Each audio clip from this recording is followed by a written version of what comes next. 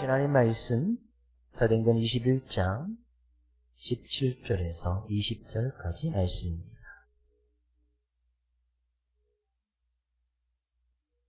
제가 한 절, 여러분이 한 절 함께 교독하겠습니다. 예루살렘에 이르니 형제들이 우리를 기꺼이 영접하거늘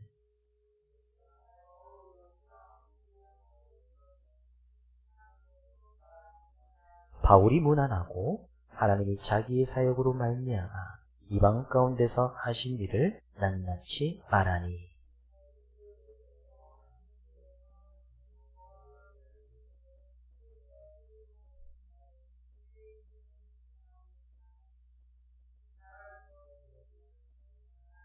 아멘. 얼마 전에 종영했던 드라마 가운데 하나가 이상한 변호사 우영우라는 드라마가 있었습니다. 혹시 보셨는지 모르겠습니다. 저도 처음에 이제 모르고 있다가 한참 지나고 나서 아주 뭐 유명세를 탄다 해서 되돌려 보기로 좀 보았는데요. 이상한 변호사 우영우라는 이제 이 친구가 자폐 스펙트럼 장애가 있는 친구입니다. 이제 물론 IQ가 164나 되어지고 학부나 또 로스쿨을 수석으로 입학하고 수석으로 졸업한. 근데 그 친구가 이제 어떤 장애가 있기 때문에 어떤 사회에 적응해가면서 다소 어려움이 있지만 그 가운데서 이제 다양한 에피소드가 있는 그런 드라마였고 또 이것이 또 많이 흥행이 돼서 많은 사람들도 그것을 보면서 장애인에 대한 이해를 하는데 도움이 되었다라는 이렇게 평가도 많이 내려지고 있습니다. 근데 저는 이제 그 드라마를 보면서 정말 이제 사람이 살아가는데 IQ만 높다고 되는 것은 아닌 것을 분명히 알게 되십니다. 사람이 살려면 다른 역량이 좀 필요한데요. IQ는 이제 지능 지수 아닙니까? IQ는 이제 분명히 필요한 부분도 있습니다.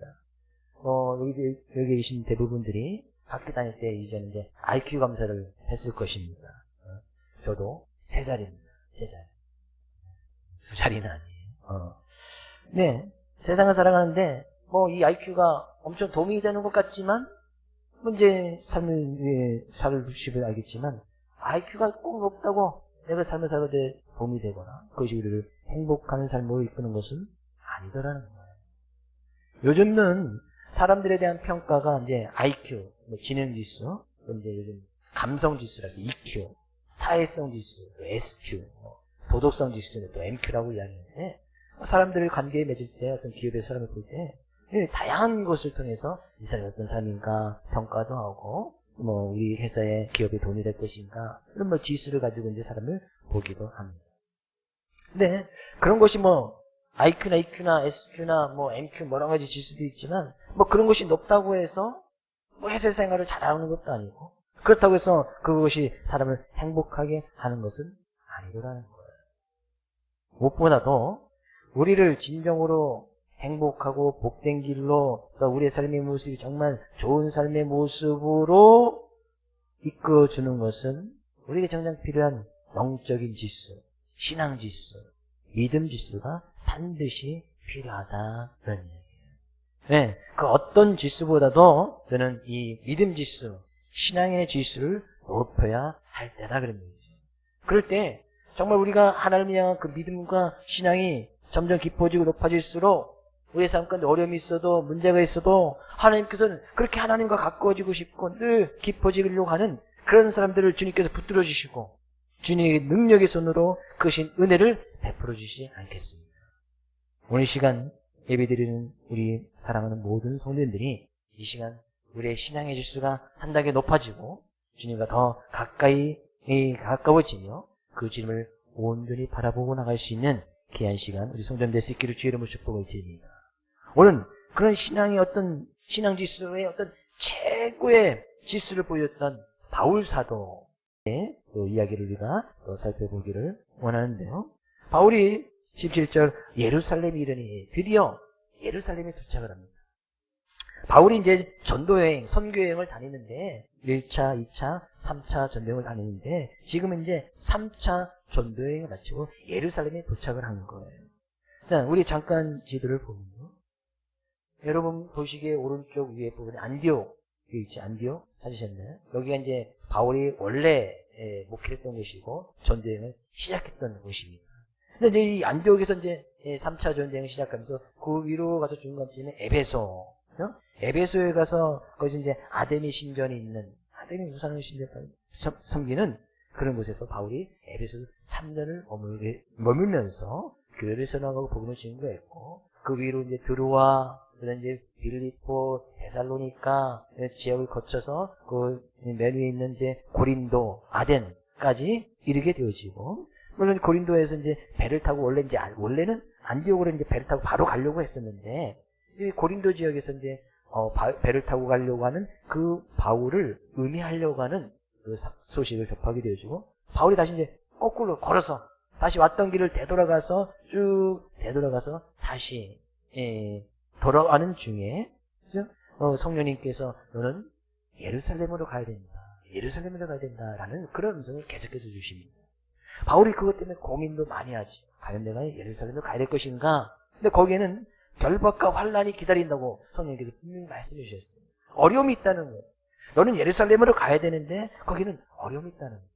바울이 그것 때문에 고민도 많이 하고 기도하는 가운데 자기를 그쪽으로 인도하시고자 하는 주님의 뜻을 분명히 깨달아서 바울이 왔던 길을 계속 되돌아와서 배를 타고 드디어 이 예루살렘에 도착하게 되어졌다. 그런 얘기예요. 바울의 3차 전도 여행은 한 거의 시간적으로는 한 5년 정도, 5년 정도 이상의 시간이 걸렸고 바울이 안디옥에서 또 쭉 걸어서 고린도까지 갔다가 다시 되돌아왔던 그 거리를 보면 한 6,000km 정도 되어집니다. 그럼 6,000km, 지금의 어떤 교통수단이 잘 발되어 있다면 6,000km야 쉽게 이동을 하고 갔다 올 수 있는, 물론 6,000km 짧은 거리는 아니지만 당시의 교통수단은 우리가 잘 알다시피 바울은 길이 있는 곳에 늘 걸어 다녀야 됐고 또 해상에서는 배를 타는 교통수단이 그거밖에 없었습니다. 안디옥에서부터 계속해서 걸어서 에베소 들렸다가 위로 들렸다가 고린도까지 갔다가 한 6,000여 킬로를 이제 올 때는 이제 배를 타고 예루살렘에 도착해야겠지만 그 길을 다닌다는 것이 결국 쉬운 일만은 아니었습니다. 또 바울의 그때 당시의 나이를 보면 바울은 이제 50대 중반 이상이 되어졌던 그런 나이로 추측을 하고 있는데 당시의 사람들의 평균 수명이 50대 중후반이었습니다. 50대 중후반이 이제 사람들의 평균 수명이었는데 50대 중반이 넘은 이 바우사들, 그럼 지금으로 따지면 한 70세, 80세 이상 된 그런 노인 아닙니까? 거의 이제 인생의 어떤 평균적으로 봤을 때 인생의 말년쯤 되어지는 거예요. 그런 노인이 한 6,000km를 그것도 이제 3차 전쟁만 이야기하는 거예요. 1차 전쟁, 2차 전쟁, 3차 전쟁 따지면 거의 한 13년의 세월을 선교여행만 다니는데 보내는 거예요. 네, 이 젊은 시절을 다 바쳐서 이제 나이가 들어서 그 힘든 여정 가운데서도 주님의 음성을 듣고 지금 예루살렘에 이르게 되어졌다. 그런 얘기입니다. 네, 예루살렘에 이르렀더니 그동안 거기에도 이제 예루살렘에도 많은 믿음의 형제들이 있었고 형제들이 우리를 기꺼이 영접하고는 한동안 보지 못하였던 이 바울 사도가 다시 예루살렘에 갔다는 이야기를 듣고 예루살렘에 있는 많은 믿음의 형제들이 기꺼이 그를 영접을 해줍니다. 바울이 예루살렘에 들렸던 것은 1차 전도여행을 마치고 예루살렘에 들렸습니다. 그리고 2차 전도여행 때는 들리지 않았고 다시 이제 3차 전도여행을 마치고 예루살렘에 들렸는데 그 기간을 보면 한 10년 정도의 차이가 있습니다. 그러니까 10년 전에 바울사들을 보고 10년 후에 지금 그 바울사들을 보는 거예요. 그러니까 예루살렘에 있는 많은 믿음의 형제들이 기꺼이 기뻐서 이 바울사들을 영접해주고 그를 이제 받아들여줬다 그런 이야기입니다. 기쁘게 영접을 해주는 거예요. 얼마나 반갑겠습니까? 그래 18절 말씀 이렇게 이야기해요. 그 이튿날 바울이 우리와 함께 야고보에게로 들어가니 장로들도 다 있더라. 그 이튿날 예루살렘 교회의 지도자 되었던 사람들을 바울이 찾아갑니다.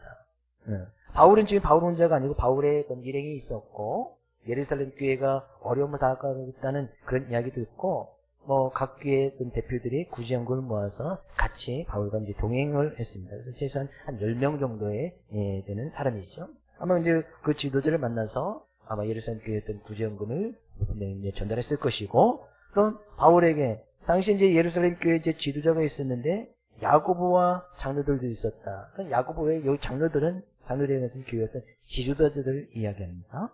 근데 그 지도자 이름 중에 야고보를 딱 이야기합니다. 야고보에게도 이야기하는데 야고보에게로 들어갔다라고 이야기를 합니다. 우리가 이제 보통 말에도 이제 들어갔다라는 표현이 있는데, 뭐 바울이 예루살렘 교회에 들어갔다, 또 바울이 이제 성전에 들어갔다 이렇게 이제 표현하는 것이 맞을 것 같은데, 야고보는 사람 이름이니까 사람에게 들어갔다라고 이야기를 합니다. 우리가 이제 보통 들어갈 때도 대통령을 만나러 갈 때 참모진들이나 뭐 장관들이나 대통령 최대로 들어갈 때 뭐 청와대에 들어간다 이렇게 표현을 하죠. 청와대에 들어간다라는 것은 청와대에 살고 있는 뭐 청와대를 뭐 그들이 구경 가려고 하는 것은 아니잖아요. 청와대에 살고 있는 대통령을 높이기 위해서 청와대에 들어간다라는 이렇게 표현하는 겁니다. 그러니까 여기서 이제 야고보에 들어간다는 것은 야고보를 높여주고 그만큼 예우를 갖추기 위해서 이렇게 야고보에게 들어갔다라고 표현합니다. 그렇다는 것은 야고보가 지금 예루살렘 교회의 최고의 지도자 역할을 하고 있음을 의미하는 거예요. 근데 이 야고보가 누구냐? 이 야고보는 누구예요? 예수님의 제자 가운데 야고보가 있었습니다. 근데 여기서 야고보는 그 예수님의 제자 야고보가 아니에요. 왜냐하면 예수님의 제자였던 이 야고보는 처음에 이제 예루살렘 교회에 베드로와 요한과 야고보 이 세 명이 어떤 지도자 역할을 하고 있었습니다. 근데 그 중에서도 야고보가 처음에는 예루살렘 교회 초창기에 어떤 지도자 역할을 하고 있었는데 사도행전 12장에 가서 보면 유대인들이 예수 믿는 사람들을 싫어해서 예루살렘 교회에 있던 지도자를 잡아서 참수형을 시키는데 그때 처음 순교했던 사람이 바로 야고보예요. 그러니까 예수님의 제자는 사도행전 12장에 초대교회 어떤 지도자로 서 있다가 거기서 순교를 당했습니다. 그 순교를 당하니까 유대인들이 너무나 좋아하는 거예요. 그러니까 또 유대인들이 또 지도자였던 한 사람 베드로를 잡아다가 감옥에 가둡니다. 감옥에 가두는 그런 일들이 또 일어났어요. 근데 감옥에 갔던 이 베드로는 또 극적인 주님의 도움을 은혜서 풀려나게 되어지는데요.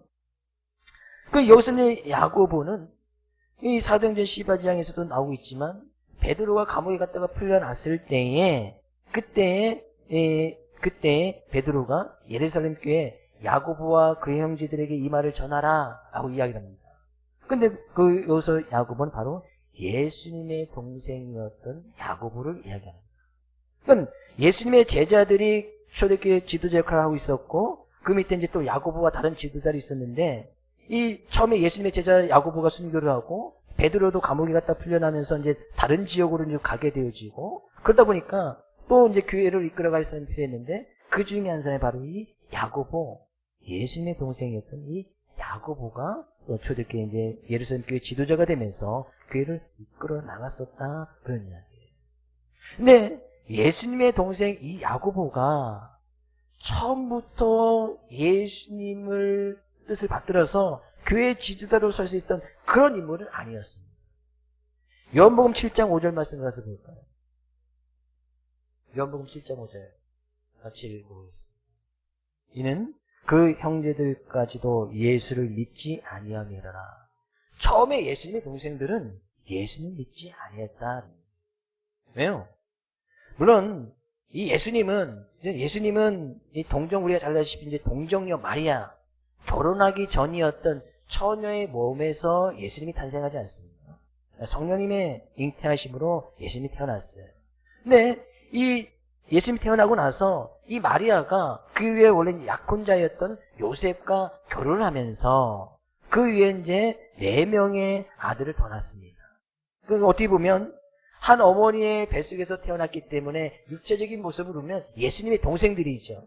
예수님의 동생 중에 첫째가 이제 야고보인데 어떻게 보면 같은 가족 모습 속에서 물론 근본적으로 예수님과 예수님 형제들 같다라고 이야기할 수는 없습니다. 그러나 육체적인 시안으로 볼 때는 예수님과 예수님의 어머니 마리아와 아버지 요셉 속에서 어릴 때부터 같이 자랐던 형제의 모습으로 볼 수가 있습니다. 그래서 성경에서 표현할 때 야고보를 예수님의 동생 야고보다 이렇게 표현을 합니다.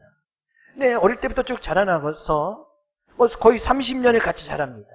예수님께서 이제 30세가 되었을 때 본격적인 사역을 시작하시니까 어느 날 30세쯤 되었을 때 예수님께서 나는 그리스도야. 나는 하나님의 아들이야. 나는 메시아야 하면서 집을 나가시더니만 이런저런 일을 하고 다니시는 거예요.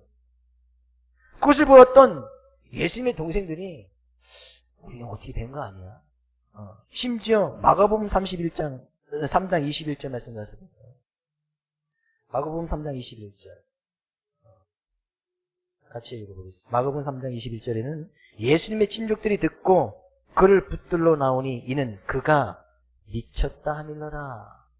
예수님께서 막 이런 일을 하고 다니니까 친척들이 야, 너 어디 정신 나간 거 아니냐? 너 미친 거 아니냐? 하면서 예수님을 붙잡으려고 예수님의 친족들이 그랬단 말이에요. 우리 충분히 이해가 되죠. 나와 함께 한 20몇 년, 30년을 같이 살았던 형이 어느 날 갑자기 나 메시아다, 하나님의 아들이다, 어디 가서 그런 거 공부한 것도 아니고 어떻게 특별히 은혜를 받은 것도 아니고 그냥 갑자기 뜬금없이 이야기지만 막 그런 일을 행하고 다니는 거예요. 예수님의 동생들이 예수를 믿지 못하였고 친족들마저도 예수님을 붙잡아서 야, 너 미쳤냐? 너 왜 그러냐? 야, 우리 이렇게 이야기할 정도였다. 그런 얘기예요. 아마 우리가 예수님의 친족이나 예수님의 동생 같아도 분명 마찬가지였을 거예요. 그죠? 30년을 아예 처음부터 예수님께서 하나님의 아들이라면서 처음부터 뭐 그런 일을 행하셨다라면 믿고 나갈 텐데 오늘 뜬금없이 한 30년을 가까이 생활했던 그 형이 그죠? 뭐 그런 일을 행하고 복음을 증거하고 다니고 하나님이 아니다 그리스도다. 그렇지 않아도 그때도 많은 거짓 선지자들이 있었는데 막 그런 얘기 하고 다니까 정신 나갔다 미쳤다. 여기 성경에 이제 바른 말을 이제 표현해서 미쳤다 이야기하지 아마 심한 욕을 하고 막 그랬을 거예요. 그랬던 이 야고보가 예수를 믿지 않던 이 야고보가 어떻게 초대교회의 지도자의 모습을 우뚝 설 수 있었느냐. 예수님을 전혀 믿지도 않고 그냥 형이라면 믿었을 텐데 메시아다 그리스도라는 것을 받아들이지 않았던 이 야고보가 초대교회의 어떤 선한 영향력을 끼치고 나가는 지도자의 모습. 그래서 바울도 야고보에게 들어가니 야고보를 아주 극종 친양하면서 그런 예우를 표하는 그런 모습으로 설 수 있었을까. 고린도전서 15장에 가서 보면 예수님께서 십자가를 지시고 부활하신 모습, 그것을 예수님의 어머니와 동생들이 다 목격을 합니다. 예수님께서 십자가 지실 때까지도 동생들은 잘 믿지 않았습니다. 정말 그리스도가 맞나? 메시아가 맞나? 근데 십자가를 지시고 죽으시고 부활하신 모습까지도 예수님의 동생들이 다 목격을 합니다. 그리고 고린도서 15장에서 부활하신 예수님께서 많은 믿음의 형제들에게 부활하신 모습을 보여주는데 개인적으로 찾아가서 부활하신 예수님께서 개인적으로 찾아가서 부활하신 모습을 보여주시고 주님의 뜻을 전했던 사람은 딱 3명 이야기하고 있습니다. 예수님의 수자였던 베드로, 그리고 예수님의 동생이었던 야고보, 그리고 맨 마지막에 만삭되지 못하였던 바울. 그러니까 예수님께서 부활하신 모습으로 개인적으로 찾아가서 주님의 뜻을 그 부활하신 모습을 보여주시고 주님의 뜻을 말씀했던 사람이 베드로, 야고보, 바울이었어요. 그때 이 야고보는 비로소 깨닫게 되어집니다. 정말 나의 형이었다. 육체적인 모습의 형이었지만 이 예수님이 진정한 그리스도시고 생명이시고 구원자 되시구나. 그러면서 그 이후에 사도행전 1장에 가서 보면 성도들이 모여서 마가의 다락방에서 성령을 받기 위해 기도했을 때에 거기에 예수의 어머니와 예수의 동생들이 있었다라고 기록을 하고 있습니다. 그때부터 그는 기도할 수 있었고 성령의 충만함을 구할 수 있었고 그러면서 그가 이제 사도행전 12장에서 또 초대교회 지도자 예수님의 제자들 외에 지도자의 모습을 설 수 있었고 일단 그 위에 그런 교회 초대교회 감독이 되어지고 감독은 이제 모든 것을 주관하고 다스리는 최고의 지도자를 이야기하고 그래서 성경에서 이야기하는 야고보서 있지 않습니까? 그 야고보서의 저자가 바로 이 예수님의 동생 야고보였음을 우리가 알 수가 있습니다. 이 야고보가 예수 믿지 않다가 결국에 예수님의 십자가의 죽음과 부활하신 주님을 만나고 나서 그분만이 그리스도이시고 생명이 주시고 구원자 되심을 믿었기 때문에 나 예수님의 동생이었으니까 내가 초대교회 지도자 하겠습니다. 혈통을 따지고 권력을 차지한 것이 아니에요. 주님을 진정으로 만나고 그 주님께 주신 은혜 가운데 그가 그런 선한 영향력, 초대교회에 어떤 지대한 영향을 끼치는 사람이 될 수 있었다는 거예요. 그만큼 믿음이 없는 상태에서 믿음이 이제 어떤 최고의 경지까지, 그죠? 초대교회 총감독이 될 때까지 그의 믿음이 점점 자라나가고 많은 사람들에게 선한 영향을 끼치는 그런 사람이 되어졌다. 그런 얘기예요. 그의 믿음의 지수가 어떻게 보면 마이너스에서, 마이너스죠? 미쳤다고 얘기했으니까. 거기서부터 점점 자라나서 믿음이, 신앙의 지수가 점점 높아지는 그런 야고보가 되었다는 거예요. 우리의 믿음의 모습도 그렇지 않습니까? 우리가 주님을 향한 믿음을 갖는다는 거, 처음부터 예수님 잘 믿었던 사람이 누가 있습니까?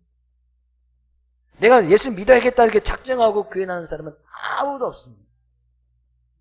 저는 어릴 때부터 교회를 다녔지만 그냥 부모님의 손에 이끌려서 나가다 보니 어느 순간 그 주님을 믿어지고 깨달아지고 은혜가 또 부어지게 되지.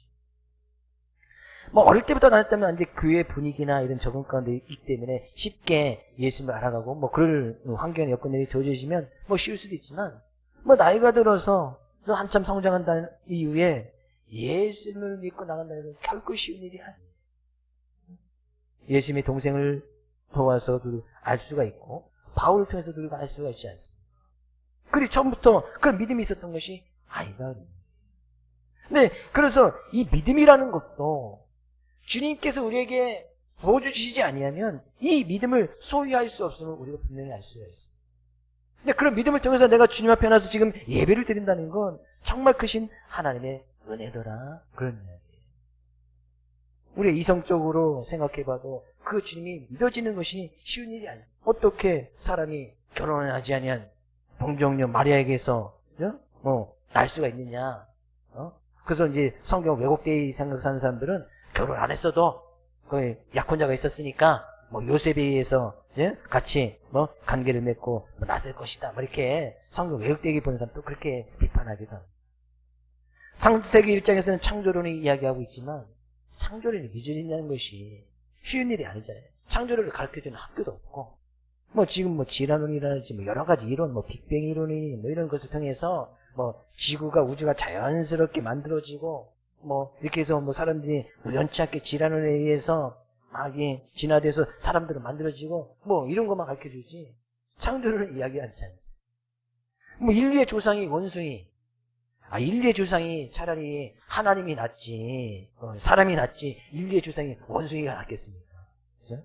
말도 안 되는 소리를 이야기하고 있는데 학교에서는 그런 것만 가르쳐주는 거예요.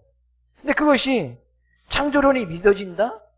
예수님이 나의 구세주이고 그리스도심이 믿어진다? 정말 큰 하나님의 은혜예요. 우리는 그런 원에 속에서 살아가는 거예요. 우리는 그런 주님을 향한 믿음이 이 야고보가 예수님 믿지 아니하고 미쳤다라고 하였지만 결국에 그 주님께서 주신 은혜로 말미암아 그 주님 믿어지고 그리스도 증거하고 지금 초대교회 감독이 되어져서 선한 영향을 끼쳐나갔듯이 우리의 삶의 모습 통해서도 그런 신앙의 지수, 믿음의 지수가 점점 높아지고 깊어질 수 있기를 주의 이름으로 축복을 드립니다. 그 믿음 주님께서 허락해 주셔야 오늘도 그 믿음을 통해서 주님의 은혜로 우리가 하나님을 예배하는 줄로 믿습니다. 그렇게 바울이 야고보에게 들어가서 19절 말씀 이렇게 고백합니다. 바울이 무난하고 믿음의 형제들과 지도 만나고 다 이제 인사를 했단 말이죠. 하나님이 자기의 사역으로 말미암아 이방 가운데서 행하신 일들을 낱낱이 말하니. 자기가 있었던 그동안 있었던 일, 쉽게 이제 3차 전도행에 있었던 일을 낱낱이 다 말했다. 우리 3차 전도행 오면 사도행전 쭉 살펴보았지만 이 시간 그것을 다 이야기할 수는 없지. 그러니까 3차 전도행을 다니면서 바울이 얼마나 힘들고 그랬습니다. 에베소에서 우상숭배에 빠져있는 그곳에서 때로는 돌에 맞기도 하고 감옥에 가기도 하고 바울을 죽이려고 하는 그런 은혜가 있었고 또한 나이가 들어서 서두에 말씀드렸듯이 나이가 들어서 한 6천여 킬로를 24개 도시 이상을 방문하면서 복음을 준다는 것이 결코 쉬운 일이 아니었어요. 지금 50대 중반이 넘어서서 이제 육체적으로도 거의 당시의 기준으로 봤을 때 거의 노인네가 되어지는 그런 모습이 되어졌다는 거죠. 결국에 세상적인 눈으로 시선으로 봤을 때는 지금 바울의 모습이 어떻습니까? 3차 전쟁을 마치고 예루살렘에 왔던 바울의 모습을 한번 상상해 보십시오. 그리고 화려한 옷을 입고 예루살렘에 갔겠습니까? 3년 동안 3차 전쟁까지 다니면서 거의 옷 한 벌, 두 벌. 그가 선교여행을 다니면서 좀 1차에서부터 3차까지 때는 한 13년 정도의 시간이 흐르는데 50대 중반까지 거의 젊은 시절을 다 이 선교행을 통해서 다 내어버린 거 아니겠습니까? 어떤 젊음을 포기한 거예요. 젊었을 때 즐겨야 할 것 다 포기한 거예요. 또 바울은 육체적인 지병이 있지 않았습니까? 어떻게 보면 그에게는 건강까지도 잃어버린 거예요. 또 세상에서 출세하고 성공할 수 있는 그런 기회가 바울에게 분명히 있었는데 예수님 만나기 전에 분명히 그런 기회가 있었잖아요. 그래서 만약 군사들 동원까지 할 수 있는 그런 능력, 그래서 예수 믿는 사람들을 잡아서 핍박할 수 있는 그런 힘과 능력이 있었더라면, 그래서 유대인들에게 인정받았던 사람이 이 바울 이전의 모습 아니었겠어요? 아마 그 길로 계속 갔더라면 바울도 세상에서 분명히 성공했을 거예요. 어떤 권력이나 분명히 한 자리 차지했었을 거예요. 근데 예수님 만나서는 그런 기회마저 다 잃어버린 거예요. 세상적인 기준으로 봤을 때는 3차 전쟁 마치고 지금 예루살렘에 들어가 있는 그에게는 남아있는 것이 하나도 없습니다. 그의 주머니에 뭐가 있어요? 집을 마련했습니까? 그가 그래서 결혼을 해서 자녀들이 있습니다. 그렇다고 해서 건강이 좋긴 합니다. 그가 그래서 성공하고 줄 수 있는 그런 자리가 보장되어 있습니다. 아무것도 없는 거예요. 세상적인 관점에서는 없는 것이 하나도 없었어요. 그럼에도 불구하고 지금 바울 사도는 이야기하는 것이 뭐예요? 하나님이 자기의 사역으로 말미암아 이방 가운데서 하신 일을 낱낱이 말하니, 그러나 자기에게 지금 남아있는 것은 하나도 없다 할지라도 그 모든 것을 이루신 것은 하나님이 그렇게 하셨다라고 고백을 하고 있단 말이에요. 그러니까 바울 사도의 지금 기준은 자기 수중에 뭐가 있느냐, 자기 삶 가운데 무엇이 남겨졌느냐, 그것에 관심이 없었어요. 하나님께서 지금 3차 전도 여행을 통해서 하나님께서 하셨던 일, 이방인들 믿지 않는 사람들에게 하나님께서 어떻게 그들을 이끌어내시고 그들에게 말씀을 증거하게 하시고 그들을 통해서 교회가 세워져가게 하시고 그들에게 구원받게 되어졌는지 오직 그 일에만 관심이 있었어요. 그래서 그것을 낱낱이 보고한 거예요. 내가 전도여행을 할 때는 하나님께서 나에게 이런 축복을 주셔서 큰 집이 하나 생겼습니다. 이런 얘기 하지 않았어요. 할 수도 없었고, 하나님께서 내가 3차 전도여행 13년의 세월을 거쳐서 이렇게 내 젊음을 바치고 건강을 바치고 이것을 했더니 하나님께서 나에게 큰 축복을 주셨습니다. 내가 결혼돼서 자녀도 수명이 있고 나의 어떤 출세와 자리가 보장되게 하셨습니다. 그렇게 이야기할 수도 없었어요. 왜? 실제적으로 없었으니까. 바울 사도는 오로지 이방인들에게, 믿지 않는 사람들에게 복음을 증거해서 그들로 은혜 받게 하신 그 모든 것이 하나님께서 하셨다. 하나님께서 하신 일에 오직 거기에만 관심이 있었더라. 그런 이야기예요. 바울 사도의 고백에서 우리가 잘 알 수가 있습니다. 고린도전서 2장 2절 말씀, 바울이 3차 전도여행 가운데 썼던 복음서 가운데 하나인데 같이 한번 읽어볼까요? 내가 너희 중에서 예수 그리스도와 그가 십자가에 못 박히신 것 외에는 아무것도 알지 아니하기로 작정하였습니다. 자기는 예수 그리스도, 예수님의 십자가 외에는 나 아무것도 알기로 작정하지 않다. 다른 것은 알고도 싶지 않다는 거예요. 다른 것은 관심이 없다는 거예요. 나의 관심은 오직 예수 그리스도, 예수님께 십자가를 지셔서 나를 구원하시고 믿지 않는 사람들을 구원하실 그거에만 관심이 있지 다른 건 알고 싶지 않다. 그러니 그의 수중에 지금 가진 것이 없어도, 집이 없어도, 옷이 다 떨어져 나가도, 건강을 잃어버려도 오로지 관심은 예수님께 있었고 주님께 있었고 예수님의 십자가에만 있었다. 그랬더니 하나님께서 그의 삶을 어떻게 끌어가십니까? 수많은 고난과 어려움 속에서도 하나님께서 늘 바울사도 함께 하셨고 그들이 이끌으셨고 지금 3차 전쟁을 잘 마칠 수 있을 때까지 하나님께서 행하셨던 수많은 일들 그 간증거리 아니겠어요? 낱낱이 다 이야기했다. 하늘 다 들리게끔 알더라. 저는 우리 사랑하는 모든 성도님들이 이런 하나님께서 우리의 삶의 모습을 통해서 이루셨던 그런 귀하고 복된 일들이 그것을 이야기할 수 있는 간증거리가 많이 나타날 수 있기를 주의 이름으로 축복을 드립니다.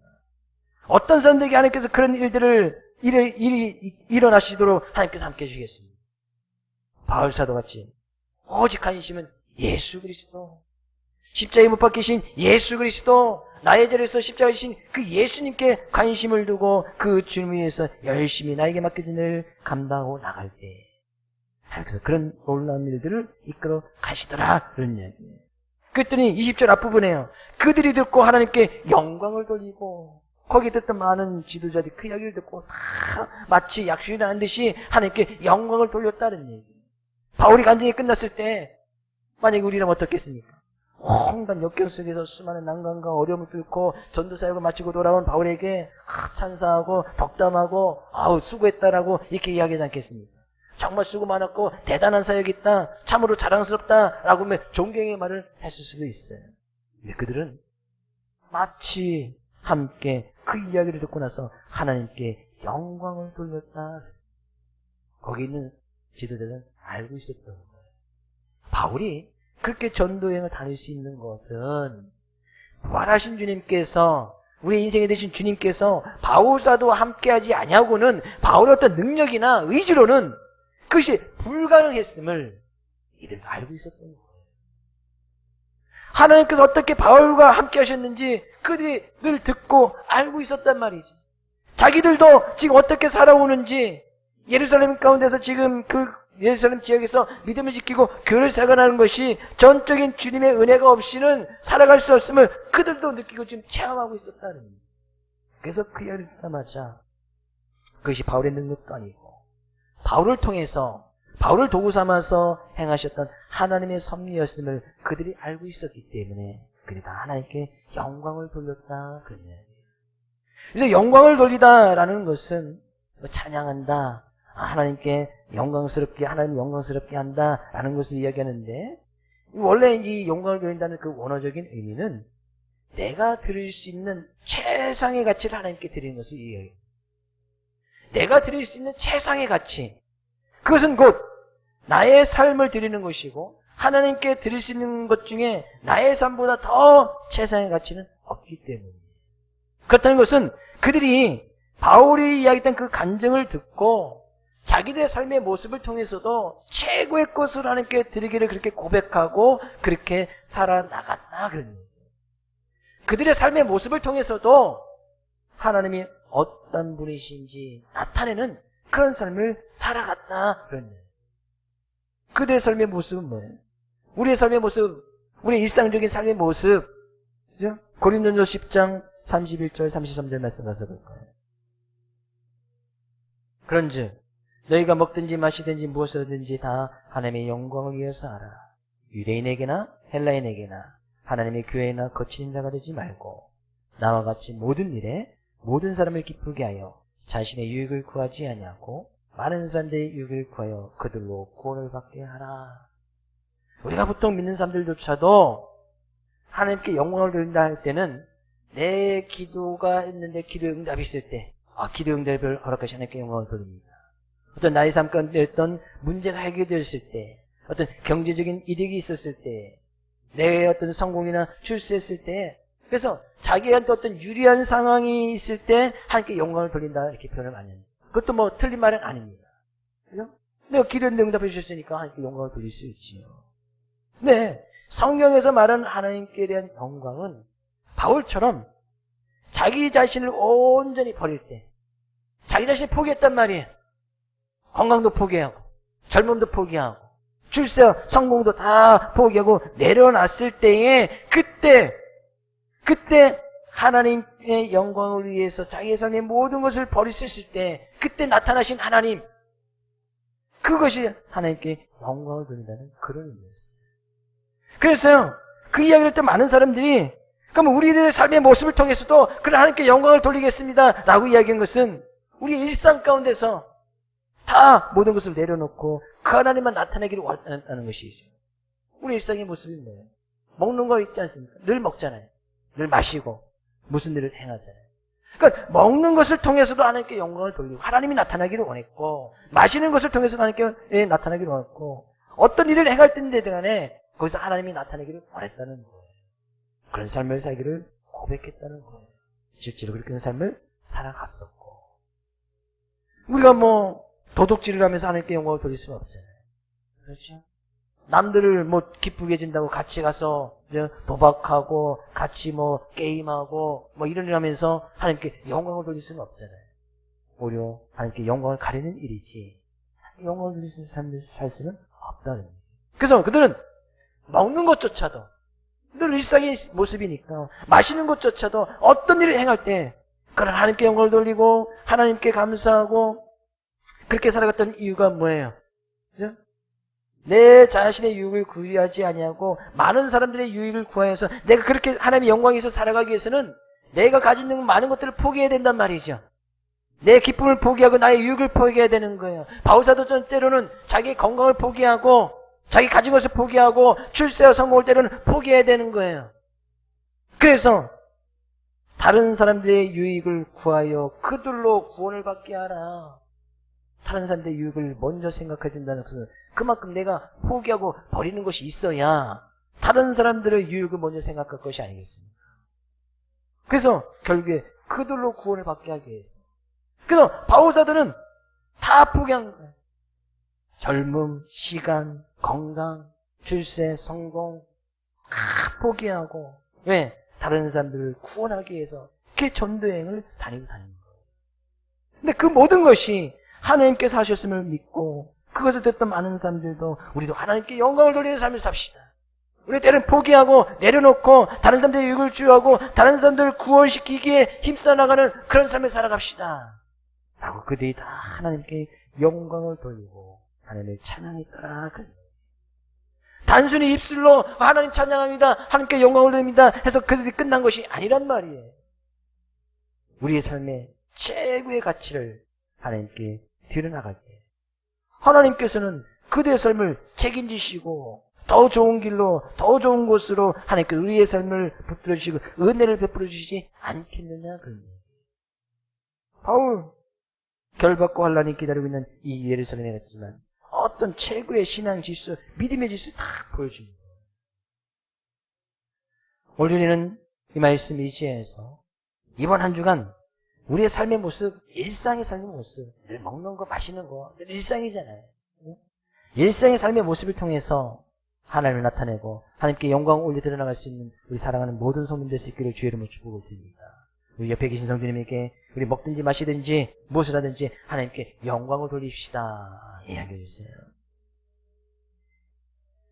때로는 나의 유익도 포기하고 나의 기쁨도 포기하고 내 가진 것도 조금 좀 내려놓고 그래서 다른 사람들 먼저 생각해주고 하나님께 영광을 돌리는 귀한 삶의 모습으로 하나님께서 우리의 삶을 어떻게 이끌어가시고 어떤 은혜를 베풀어 주시는지 그런 많은 간증거리가 이번 한 주가 많이 나타날 수 있기를 주의 이름으로 축복을 드립니다.